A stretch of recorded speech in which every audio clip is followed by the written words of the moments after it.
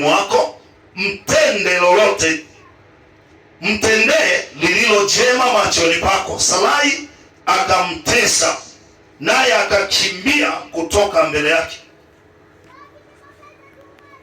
Kamesha kuwa na kiburi tayari, akaanza kukatesa tu. Sasa nako kanamuona ni waovyo, kalichoamua ni kukimbia. Kwa tayari mzee huyu akaanza kujuta kwa nini alifanya vile.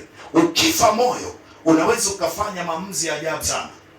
Kuna watu leo wanaenda kwa waganga, kuna watu leo wanaoga njia panda, kuna watu wanaoga makaburini, kuna watu wengine wameamua tu sasa kuishi maisha fulani. Mimi nasema katika kila ahadi ya Mungu kwenye maisha yako itatimia, hata kama itapita miaka mingapi.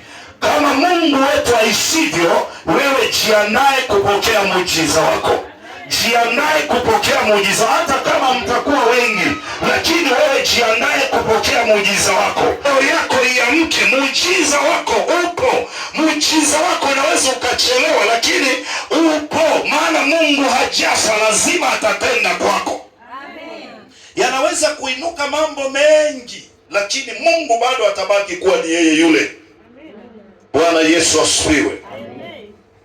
Nataka nizungumze jambo hili kwa ufupi kwa sababu ya muda wetu, na kesho tutakuwa na shughuli hapa. Kesho nitakuwa nashughulika sasa kuombea sana sana sana. Kwa hiyo kuna vitu najua vinasababisha mtu kufa moyo.